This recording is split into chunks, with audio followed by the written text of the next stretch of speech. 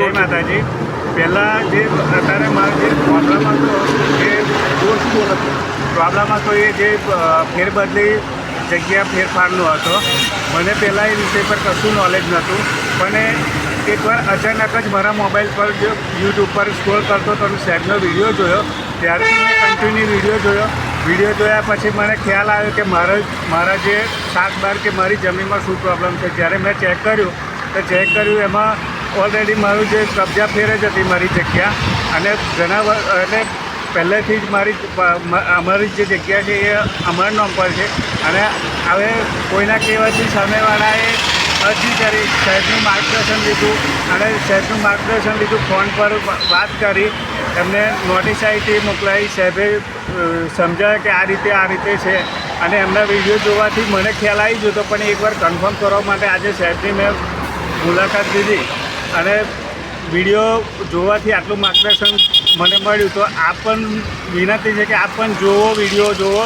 આપણા કોઈ દોસ્ત છે, કોઈ સગાને મોકલો તો એમને પણ ખ્યાલ આવશે કે આપણી જમીનમાં જે ધારીએ છે એ રીતે ચોખ્ખી હોતી નહીં.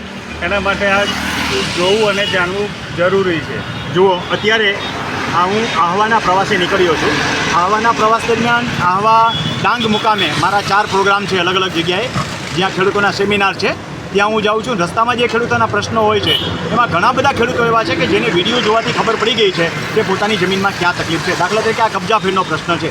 કબજાફેર જો રીસર્વેને કારણે હોય તો ભૂમિ સીમાંકન પદ્ધતિની રચના જે થઈ રહી છે એની SOPની ગાઈડલાઈન પ્રમાણે કાર્યવાહી થશે. પરંતુ જે જગ્યાએ રીસર્વે પહેલાંના પ્રોબ્લેમ છે, એટલે જૂના રીસર્વેના પ્રોબ્લેમ છે, એટલે 2015 પહેલાંના હોય, તો આવા જ બાબતે દસ્તાવેજ જ કરવા પડે. ભૂમિ સીમાંકનના પરિપત્ર વાંચીને ઘણા એવું સમજે છે કે આવા કબજાફેર સરખા થઈ જશે. નહીં થાય. આવા કબજાફેર દસ્તાવેજથી જ સરખા થાય. આવા કબજાફેરમાં લેન્ડ ગ્રેબિંગ કદી લાગુ પડે જ નહીં. સમજદારી એ જ ઉકેલ છે.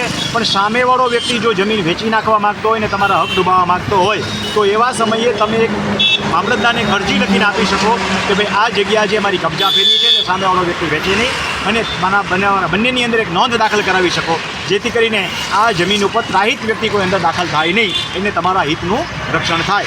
આટલી માહિતી આપું છું. વિશેષ માહિતી તમે યુટ્યુબમાં જઈ રમણીકભાઈ કોટલિયા લખીને મારા વિડીયો જોતા રહેજો. અત્યારે હાઈવે ઉપર બેઠા છીએ એટલે થોડો અવાજનો ડિસ્ટર્બન્સ રહેશે, પરંતુ જ્યાં કોઈ જગ્યાએ ખેડૂતની જે ફેક્ટ હકીકત હોય એ તરત જ હું યુટ્યુબમાં એટલા માટે મૂકું છું કે અન્ય ખેડૂતોને ઉપયોગી થાય.